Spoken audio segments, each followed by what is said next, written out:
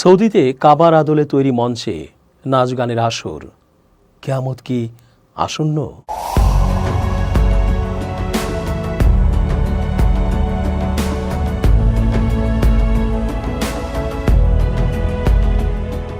আসসালামু আলাইকুম প্রিয় দর্শক, আশা করছি ভালো আছেন। চেঞ্জ টিভির আন্তর্জাতিক চোখ অনুষ্ঠানে আমি এস.জে. রতন স্বাগত জানাচ্ছি আপনাদের সকলকে। বেশ কয়েক বছর ধরেই সৌদি যুবরাজ মোহাম্মদ বিন সালমান সৌদি আরবে নানা সংস্কারের কাজে হাত দিয়েছেন।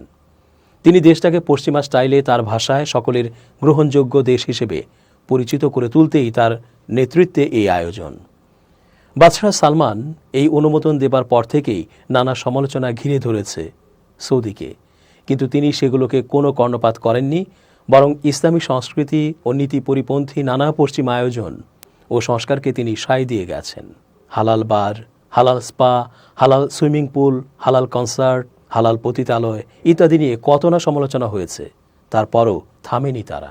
সৌদিকে বিশ্বের সবচেয়ে প্রভাবশালী মুসলিম ঐতিহ্যের পুণ্যভূমি ধরা হলেও এই মর্যাদা তারা ধরে রাখতে পারছেন না। মহানবী সাল্লাল্লাহু আলাইহি ওয়াসাল্লাম সহ সাহাবায়ে কিরামগণের পদধূলি ও কত রকমের ইতিহাস ঐতিহ্যের সেই মহামূল্যবান ভূমিকে পিতা ও পুত্র মিলে যেন পাপের স্বর্গরাজ্য বানিয়ে ফেলছে। এর সাথে এবার যুক্ত হলো কাবা শরীফের আদলে তৈরি মঞ্চে উলঙ্গ নৃত্য করে গান বাজনার অনুষ্ঠান। তবে কি কিয়ামতের আলামত এগুলো? দেখা গেল পবিত্র কাবার আদলে তৈরি মঞ্চে নাচ গান করছেন জনপ্রিয় শিল্পী জেনিফার লোপেজ ও সেলিন ডিওন। শুধু তাই নয়, সেখানে চলছে খোলামেলা পোশাকে ফ্যাশন শো। এমন কিছু ছবি ও ভিডিও ছড়িয়ে পড়েছে সামাজিক যোগাযোগ মাধ্যমে। 13 নভেম্বর রিয়াদে লেবাননের তারকা ফ্যাশন ডিজাইনার এলি সাবের ক্যারিয়ারের 45 বছর পূর্তি উপলক্ষে আয়োজন করা হয় এক বিশেষ অনুষ্ঠান। অনুষ্ঠানটিতে ফ্যাশন শোর পাশাপাশি ছিল নাচ গানের আয়োজনও। আর সেই আয়োজনেই খোলামেলা পোশাকে নাচ ও গান পরিবেশন করতে দেখা যায় জেনিফার লোপেজ ও সেলিন ডিওনকে। আর এরপর থেকেই বিশ্বজুড়ে নেটিজেনদের মধ্যে শুরু হয়েছে তুমুল সমালোচনার ঝড়। অনেকেই বলছেন, হজ ও ওমরার দেশ সৌদি আরব দিন দিন পরিণত হচ্ছে পাপের স্বর্গরাজ্যে। যে দেশকে ইসলামের রাজধানী বলা হয়, যে দেশে জন্ম নিয়েছেন মানবতার মুক্তির দূত হজরত মুহাম্মদ সাল্লাল্লাহু আলাইহি ওয়াসাল্লাম, সেই দেশে কি হচ্ছে এসব? এই ঘটনা ছাড়াও সাম্প্রতিক সময়ে এমনই আরও বেশ কিছু ঘটনা ঘটতে দেখা গেছে এই দেশটিতে। 2022-23 অর্থ বছরে সৌদিতে 900 মিলিয়ন রিয়েল মূল্যের সিনেমার টিকিট বিক্রি হয় বাংলাদেশি মুদ্রায়, যার মান হয় প্রায় 26 লাখ কোটি টাকা। ভবিষ্যতে কিভাবে এই সংখ্যা আরও বাড়ানো যায়, তার জন্য সৌদি ফিল্ম কমিশন গঠন করেছেন মোহাম্মদ বিন সালমান। দেশটিতে বর্তমানে 69টি হল রয়েছে, যাতে 627টি পর্দায় প্রতিনিয়ত চলছে হলিউড ও বলিউডের সিনেমা। আর এসব সিনেমা মুসলিম সংস্কৃতি থেকে কতটা দূরে তা বলাই বাহুল্য। সম্প্রতি রুমি আল কাহতানি নামের এক মডেল মিস ইউনিভার্স প্রতিযোগিতায় অংশগ্রহণ করেন, যেখানে তাকে খোলামেলা পোশাকে কালেমাখচিত সৌদি আরবের পতাকা হাতে দেখা যায়। এই ছবিও সামাজিক মাধ্যমে তুলেছিল সমালোচনার ঝড়। এছাড়াও ইসলামে যেখানে মদ পান করা কঠোরভাবে নিষিদ্ধ, সেখানে সম্প্রতি বার খুলে মদ বিক্রির সিদ্ধান্ত নিয়েছে সৌদি সরকার। যদিও আপাতত এই বারে প্রবেশের অনুমতি পাবে শুধুমাত্র অমুসলিম বিদেশি কূটনৈতিকরা।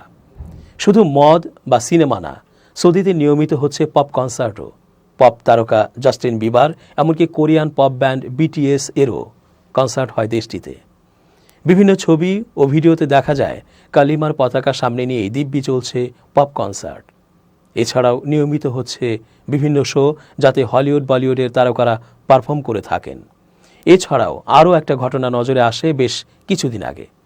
সৌদি আরবে পালিত হচ্ছে পশ্চিমা উৎসব হ্যালোইন। সামাজিক যোগাযোগ মাধ্যম ও বিশ্বের বিভিন্ন গণমাধ্যমে প্রকাশ পাওয়া ছবিতে দেখা যায় সেখানকার বাসিন্দারা উদ্ভট পোশাকে শয়তান বা প্রেতের সাজে রাস্তায় ঘুরে বেড়াচ্ছেন আর হ্যালোইন উৎসব পালন করছেন। এই উৎসব ইসলামের মৌলিক শিক্ষার সাথে সাংঘর্ষিক, তবুও পালিত হচ্ছে সৌদিতে। মুসলিম জাতির জন্য সবচেয়ে পবিত্রতম দুই স্থান মক্কা ও মদিনা, যে দেশে শুয়ে আছেন বিশ্বনবী মুহাম্মদ সাল্লাল্লাহু আলাইহি ওয়াসাল্লাম, যে ভূমিতে জন্ম নিয়েছেন সাহাবায়ে কেরাম, যে দেশের পতাকায় রয়েছে পবিত্র কালেমা, সে দেশ এখন পরিণত হয়েছে পাপের স্বর্গরাজ্যে। নেটিজেনদের অনেকেই প্রশ্ন তুলছেন, এটাই কি বা এগুলোই কি পৃথিবী ধ্বংসের আলামত? কিয়ামত কবে সংঘটিত হবে আল্লাহ ছাড়া কেউ জানেন না। পবিত্র কোরআনে এ সম্পর্কে ইরশাদ হয়েছে, কিয়ামতের জ্ঞান কেবল তাঁরই জানা। তার জ্ঞানের বাইরে কোনো ফল আবরণমুক্ত হয় না এবং কোনো নারী সন্তান প্রসব ও গর্ভধারণ করে না। সূরা হামিম সাজদা 47। সেদিন ফেরেশতা ইসরাফিল আলাইহিসসালামের প্রথম ফুৎকারে নশ্বর জগতের সব কিছু ধ্বংস হয়ে যাবে এবং দ্বিতীয় ফুঁকের মাধ্যমে সব কিছু ফের জীবিত হয়ে উঠে দাঁড়াবে। ইসলামের পরিভাষায় এটিই কিয়ামত। কিয়ামতের আলামতের মধ্যে কিছু রয়েছে ছোট আলামত আর কিছু বড় আলামত। ছোট আলামতের মধ্যে কিছু পুরোপুরি প্রকাশ পায়নি বা প্রকাশ পেতে শুরু করেছে। এর মধ্যে রয়েছে আরবের মরুভূমি সম্পর্কে কিছু বর্ণনা। এমন একটি বর্ণনা হলো আরব ভূখণ্ডে তৃণলতা ও নদী নালা ফিরে আসা। আবু হুরায়রা রাদিয়াল্লাহু আনহু থেকে বর্ণিত, রাসূলুল্লাহ সাল্লাল্লাহু আলাইহি সাল্লাম ইরশাদ করেছেন, কিয়ামত অনুষ্ঠিত হবে না যে পর্যন্ত সম্পদের প্রাচুর্য না আসবে।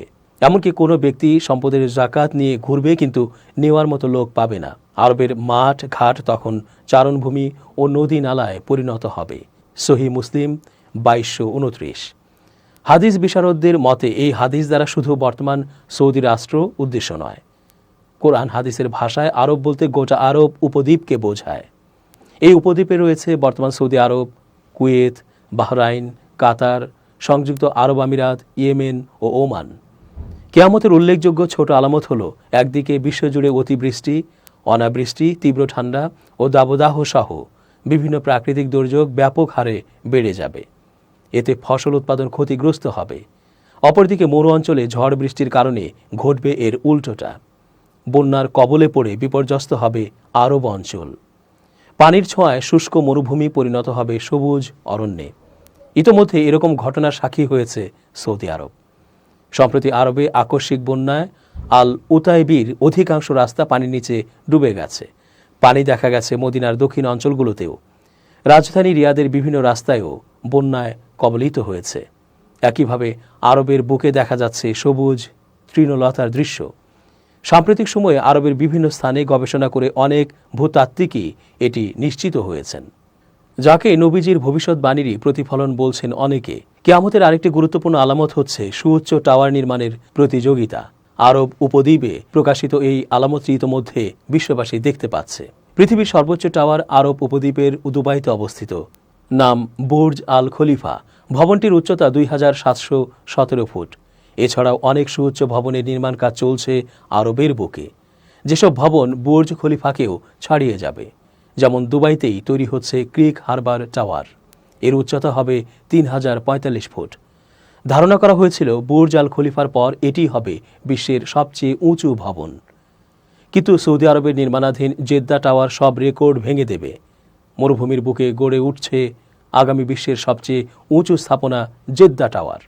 আকাশচুম্বী এই স্থাপনাটির উচ্চতা হবে 3280 ফুট বা 1000 মিটার, যা বরাবর 1 কিলোমিটার উঁচু। কিন্তু এখানেই শেষ নয়।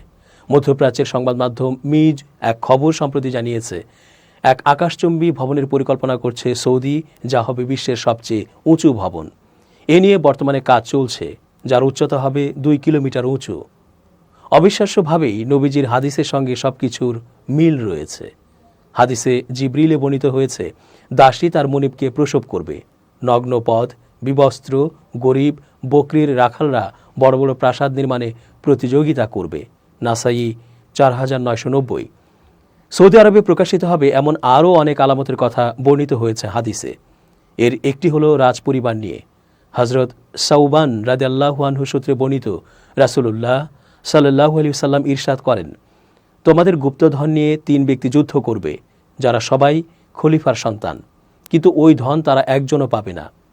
অতপর পূর্ব দেশ থেকে কালো পতাকাবাহীরা বের হবে, যারা তোমাদের এমনভাবে হত্যা করবে যা এর আগে কেউ করেনি। বর্ণনাকারী বলেন, এরপর রাসূলুল্লাহ সাল্লাল্লাহু আলাইহি ওয়াসাল্লাম আরও কিছু কথা বলেন, যা আমার এখন স্মরণে নেই। অতপর বললেন, যখন তোমরা তাকে দেখবে, তার হাতে বায়াত গ্রহণ করবে, বরফের উপর হামাগুড়ি দিয়ে এসে হলেও, কেননা তিনি হলেন আল্লাহর খলিফা মাহদী। সুনানে ইবনে মাজাহ 4084।